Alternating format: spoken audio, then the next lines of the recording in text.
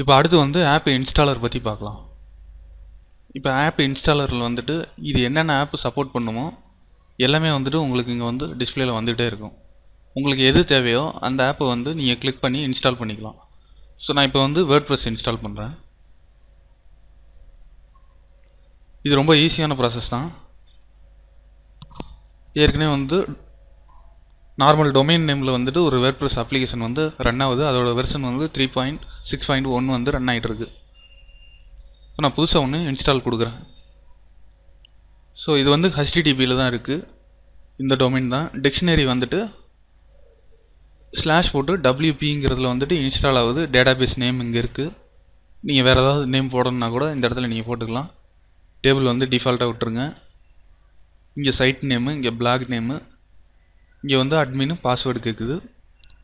இங்கே வந்து email ID. Email ID வந்துட்டு டிஃபால்ட்டாக ஒன்று வந்துட்டுருக்கோம். நமக்கு என்ன தேவையோ அதை நம்ம இங்கே செட் பண்ணிக்கலாம்.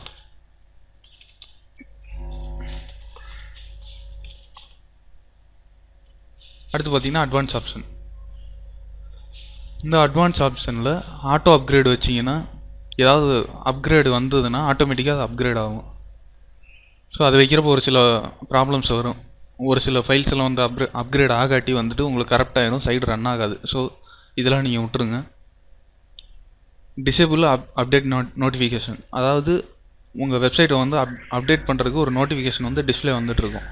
அதை வந்து நீங்கள் டிசேபிள் பண்ணிட்டீங்கன்னா அங்கே வராது. ஸோ இதையும் நீங்கள் டிக் பண்ண வேணாம். அடுத்து ஆட்டோமேட்டிக் பேக்கப். இந்த ஆட்டோமேட்டிக் பேக்கப் வந்து 1 டே வேணுமா, 1 வீக் வேணுமா, 1 மந்த் வேணுமான்னு கேட்குது. இதில் எது வேணுமோ நீங்கள் செலக்ட் பண்ணிக்கிங்க. ஸோ இன்ஸ்டாலேஷன் ப்ராசஸ் வந்து எந்த இமெயில் ஐடிக்கு அனுப்பணும்னு சொல்லி கேட்குது. அதை கிளிக் பண்ணிவிட்டு இன்ஸ்டால் கொடுங்க.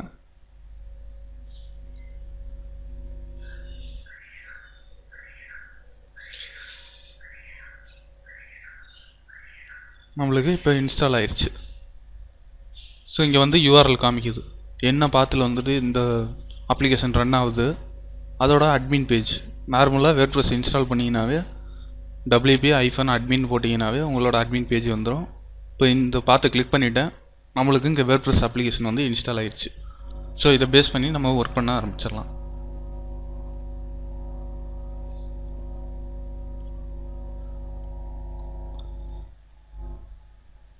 ஸோ இந்த மாதிரி ஆப் இன்ஸ்டாலரில் வந்து இதே ப்ராசஸ் தான் எல்லாத்துக்குமே. PrestaShop, Magento எல்லாத்துக்குமே வந்துட்டு இதேமாரி ஒரு ஃபோல்டர் இது கேட்கும். SQL டேட்டாபேஸ் நேம் கேட்கும். அது கொடுத்துட்டு நீங்கள் இன்ஸ்டால் கொடுத்துட்டீங்கன்னாவே சீக்கிரம் வந்து இன்ஸ்டால் ஆகி உங்களோட அப்ளிகேஷன் வந்து இந்த மாதிரி டிஸ்பிளேவில் வர ஆரம்பிச்சிடும்.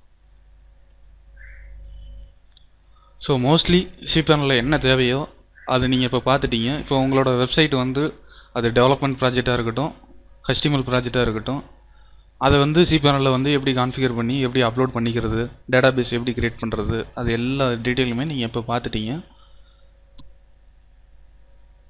ஸோ இனிமேல் வந்து உங்களோட வெப்சைட் ப்ராஜெக்டை வந்துட்டு நீங்கள் cPanelல வச்சு ஈஸியாக வந்து உங்களோட ஃபைல்ஸ் எல்லாம் மூவ் பண்ணிவிட்டு இமெயில் ஐடி, SQL எல்லாத்தையுமே வந்து ஈஸியாக வந்து ஹேண்டில் பண்ணுங்கள்.